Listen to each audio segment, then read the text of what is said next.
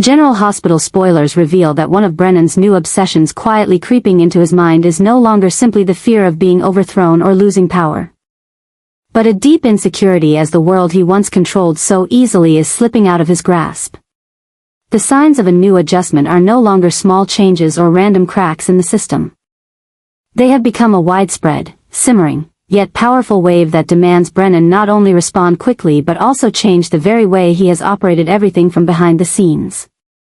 This has transformed his obsession into something far deeper, becoming an inherent part of his survival strategy and quest for power. The story Brennan is now facing is not just about former allies turning against him, but about the realization that loyalty is no longer something that can be bought with power or personal connections. Trina, Molly, Kai, Emma, all are young faces now entering the orbit of this covert battle, not to submit to Brennan, but to establish their own new order. The independence and resistance they are showing put Brennan in a difficult position. He must choose between suppressing them the old, ruthless way, or find a way to restructure his control network through new interactions, something he never needed before. Brennan used to be the ultimate manipulator, capable of changing the fate of a family, an organization, or even a city with a simple nod. But now, with every cautious step in Port Charles, he must track every tiny reaction from those who were once his puppets. A cold stare from Emma, a cryptic question filled with doubt from Trina, or an unusually long silence from Jocelyn, all could be the spark for a rebellion Brennan never saw coming. The change is not just occurring in the organizational structure, but in the very way those around Brennan think. They no longer see him as an untouchable force but as a symbol cracking apart, a empire outdated and irrelevant in the new age. And this forces Brennan to adjust his approach, to reconsider whether he is still fit to hold the leadership position in a world where all values are being redefined. The battle is no longer between good and evil, but between the old ways and the new, and Brennan realizes he is slowly retreating into defense in the very game he once set the rules for. Therefore, one of the new calculations Brennan must make is to find a way to maintain power without needing to control every individual. He must create strategic partnerships, temporary alliances that are strong enough to maintain balance. But this is no easy task, because expanding interactions means Brennan must take himself out of his comfort zone, where he is no longer the sole puppet master. And with each new interaction, a part of Brennan, the one accustomed to living in the shadows, behind the scenes, begins to be exposed to the light, making him more vulnerable than ever before.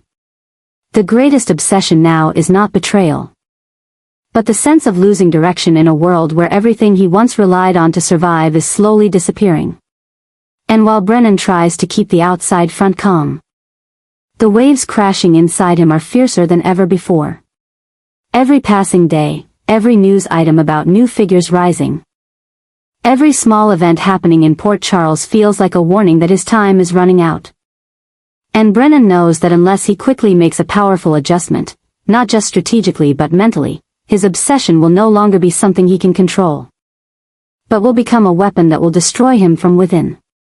This intense change, of perception, of power dynamics, and of Brennan having to reassess his place in a shifting world, has pushed the story further, deeper, and darker than anyone could have imagined.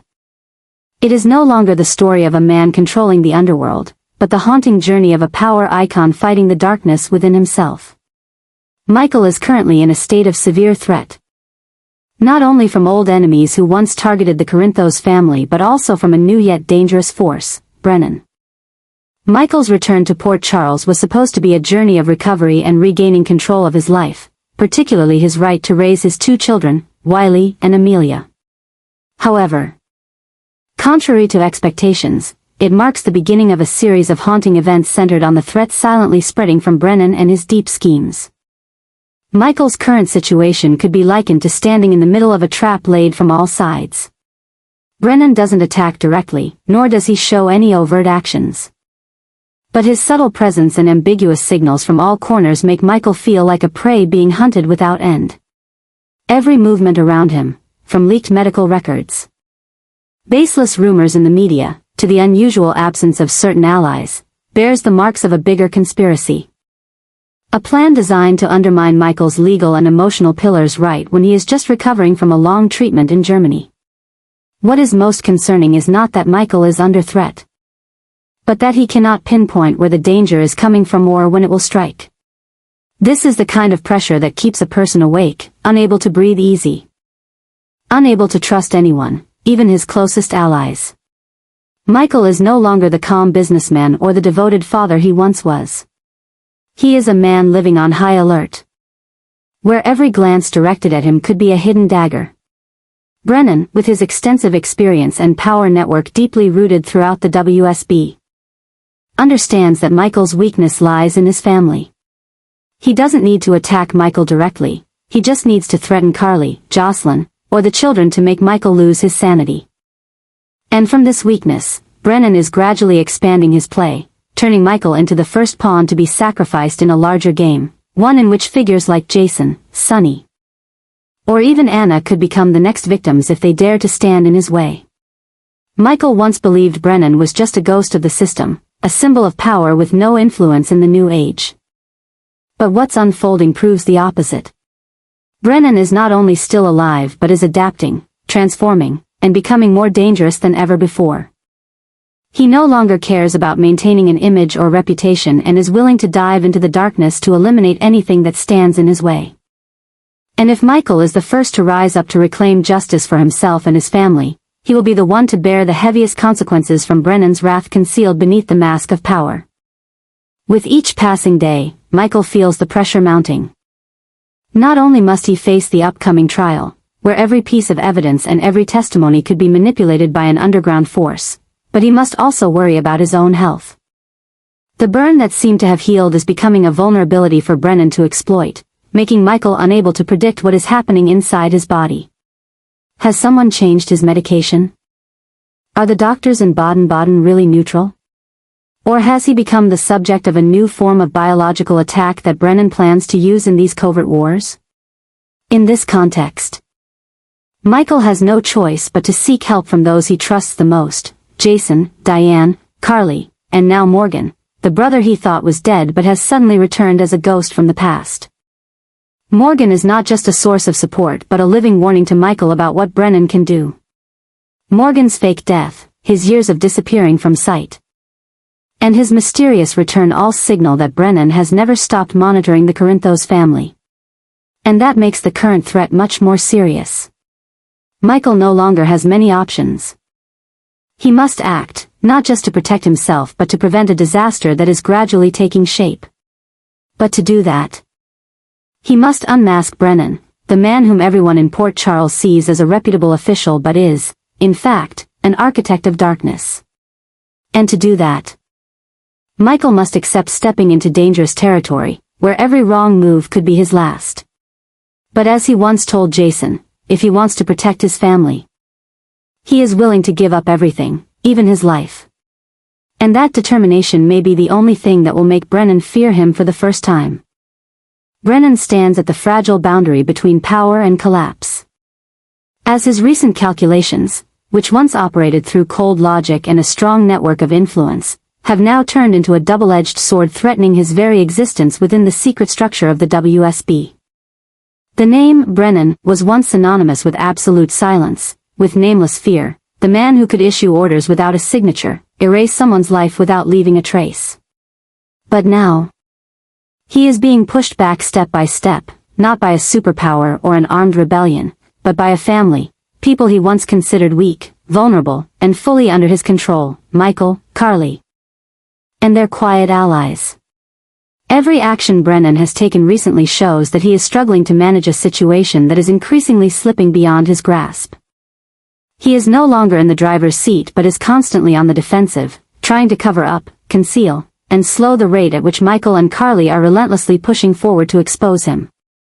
Michael's sudden return to Port Charles not only cost him the advantage of time, something he had always relied on to maintain control, but also shattered the entire premise of his original plan, which was built on the assumption of Michael's long absence. What Brennan failed to anticipate was Michael's strong resolve, Carly's unyielding will, and their close-knit network: Jason, Diane, even Morgan, who are stepping into the light to form a united front with a force that far exceeds anything the WSB ever had. What makes Brennan most uneasy is that he no longer knows where the final connection lies between the forces arrayed against him. The attacks Michael and Carly are making follow no traditional logic. One day it's a medical file exposed to the public, the next day it's a secret meeting in the city council that leaks. Rumors about undisclosed funding for local politicians. Internal WSB investigations, even stories about Brennan manipulating evidence to frame others. All of these are beginning to surface, drip by drip, but with deadly accuracy. Like needles piercing the steel armor Brennan spent a lifetime constructing. Brennan's new obsession isn't fear of losing his position but fear of losing control. For him. Once people like Michael and Carly have learned to strike like him, quietly, precisely, mercilessly, then everything becomes unpredictable. He once believed that Port Charles was a chessboard he could arrange at will, that the WSB was an invulnerable shield he could hide behind forever. But now, the sophisticated counterattacks are pushing him into a state of internal doubt, even beginning to purge those who were once his closest collaborators out of fear of betrayal.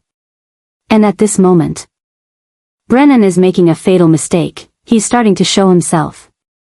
No longer hiding behind the mist, he is forced to directly intervene in events in Port Charles. To meet with those who were once his tools to pull them back to his side, to appear at meetings, answer the media, or block the leaking of evidence. Each time he does, he leaves a trace.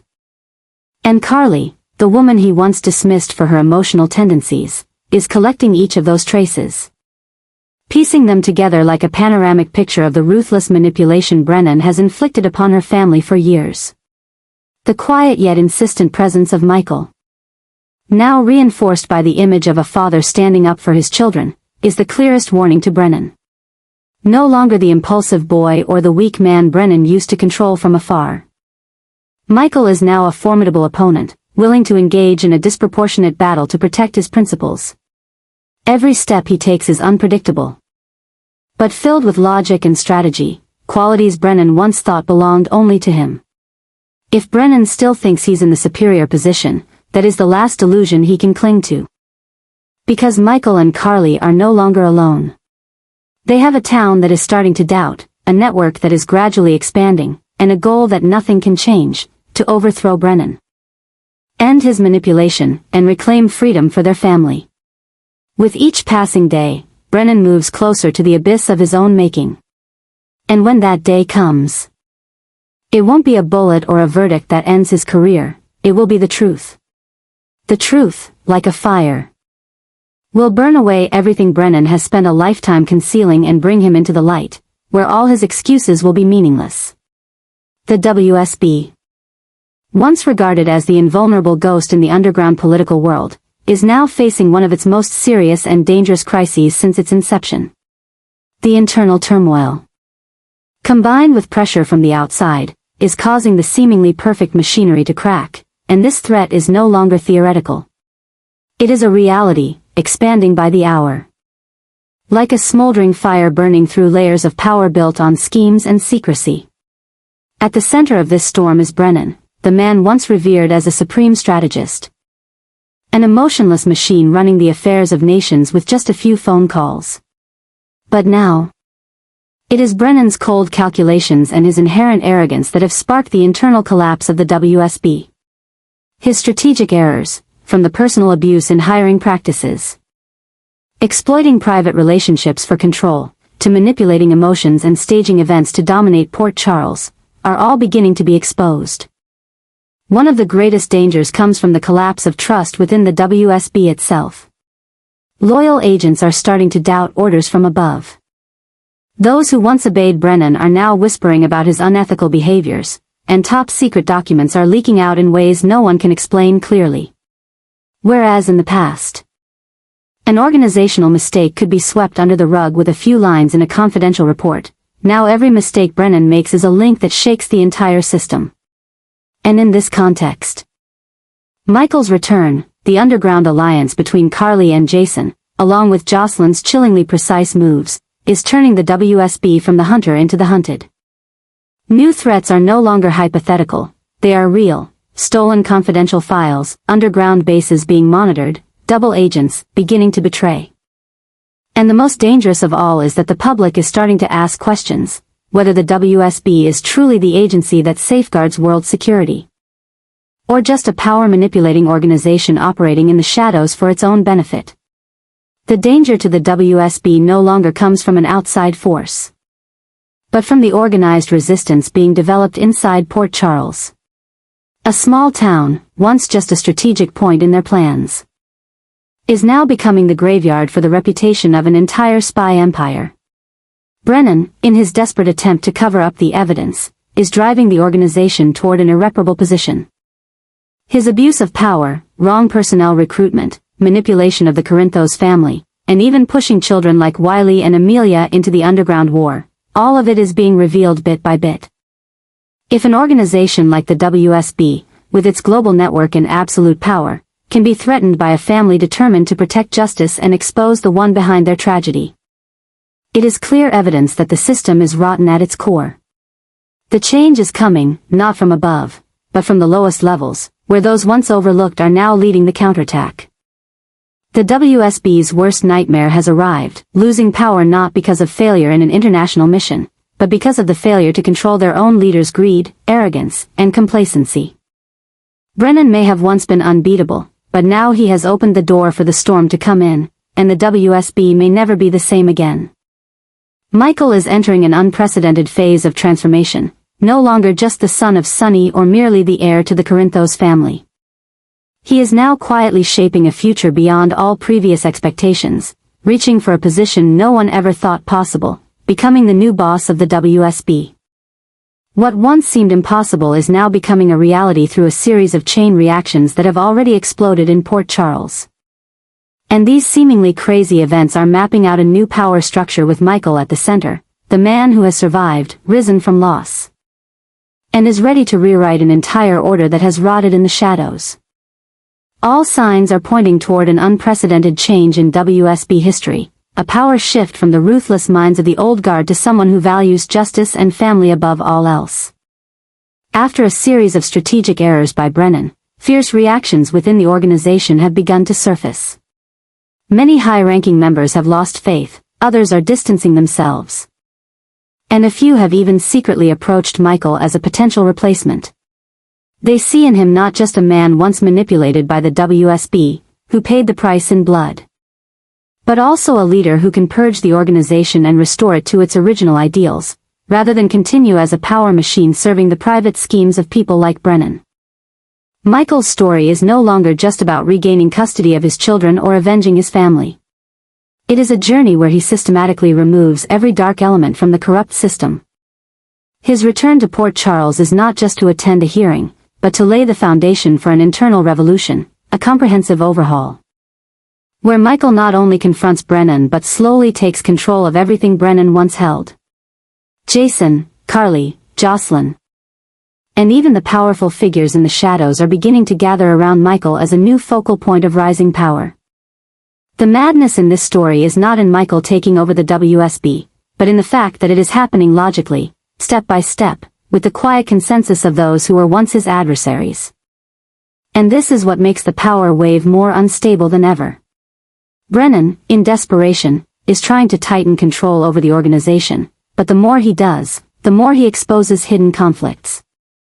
Young agents, analysts, and those who once stayed silent in high-level meetings are now speaking up, and Michael's name is appearing more frequently in internal discussions, not as a thorn in the side, but as a serious option for the future. If this becomes a reality, it will be the largest power shift in the organization's history. A former victim will become the operator, and an organization that once ran on ruthlessness will be led by someone who puts family and justice first. But this also means that the journey ahead will not be easy. Brennan's loyalists still remain, confidential files that haven't been destroyed are still hidden in some dark archive, and danger still lurks with every step Michael takes. He may be the future, but if he's not careful, he will also become the final target of the dark forces willing to kill anyone who threatens their existence. However, Michael is no longer the weak, passive man of the past. He is calculating, acting, and building trust in ways that even Brennan could not anticipate. He doesn't need to kill Brennan with a gun or a media scandal. He only needs to prove he can do better. More humanely, and more effectively. And as support for Michael continues to grow, as Brennan's collapse becomes just a matter of time, the concept of the new boss of the WSB will no longer be a fantasy but a destiny. A crazy, but precise, destiny for a man once buried under secrets, now standing at the pinnacle of power. Ready to redefine the future. Michael and Carly are finally ready to act. No more veiled threats, no more silent probing, but a series of concrete plans. Laid out with ruthless precision and unstoppable speed. This is no longer a simple custody battle or a betrayed mother's rage. This is a true rebellion against a powerful empire that has controlled their lives for too long, and at the center of that counterattack is Brennan, no longer a symbol of authority, but a symbol of a corrupt system slowly crumbling. Every move Michael and Carly make is a blow to the impenetrable cover Brennan has built over the years. Top secret documents are analyzed. Testimony from those who were coerced by the WSB is gathered, and former witnesses silenced by fear now turn to Carly in hopes of protection. It was in this chaotic moment that Carly, with the shrewdness of a mother and the determination of a woman who had stepped out of the shadows, took full control. And Michael, after days of being manipulated and trapped in Brennan's schemes, was no longer a victim. He was the leader, the one giving orders. The one who ignited an underground revolution that was burning in the heart of Port Charles. The new crazy adjustment that was taking place was not just in the speed of action, but in the fusion of past and present. Carly, who had been preyed upon by the WSB, who had been forced to trade her freedom to protect her family, was now using what she had learned from that organization to overthrow it. Michael, who had nearly died under the covert schemes, was now stepping forward to expose the cruel secrets that Brennan had hidden in her basement of power. The union between the two was not just blood, but a perfect combination of bravery and strategy, of heart and reason, of hatred and a thirst for justice. And as the secrets began to crack, as the big names of WSB began to retreat in silence, as the forces that had once been Brennan's allies began to turn against him to save themselves, the biggest shock came. Brennan himself was the one being hunted. With no power, no support, no prestige, Brennan gradually became a shadow of himself. His eyes began to waver, his voice was no longer sure. And every step revealed a weak defense. What he had once thought impossible, the resistance of Michael and Carly, was now pushing him over the edge. Brennan's painful end was not a public arrest or a fatal shot. It was humiliation, isolation, oblivion. A town that once feared his name now speaks of him not with respect, but with contempt. A town that has written about his crimes, not in internal reports, but in the newspapers, in the accounts of survivors, and in the scornful eyes of the children who were once his political tools. When Michael and Carly strike, they are not just taking revenge. They are purging. They are ending a dark age. They are proving that no organization, no manipulator, can survive forever if their victims dare to stand up. And in the explosion of that counterattack, Brennan will no longer be the head of WSB, but a failure. Overthrown by the very people he thought he could control forever.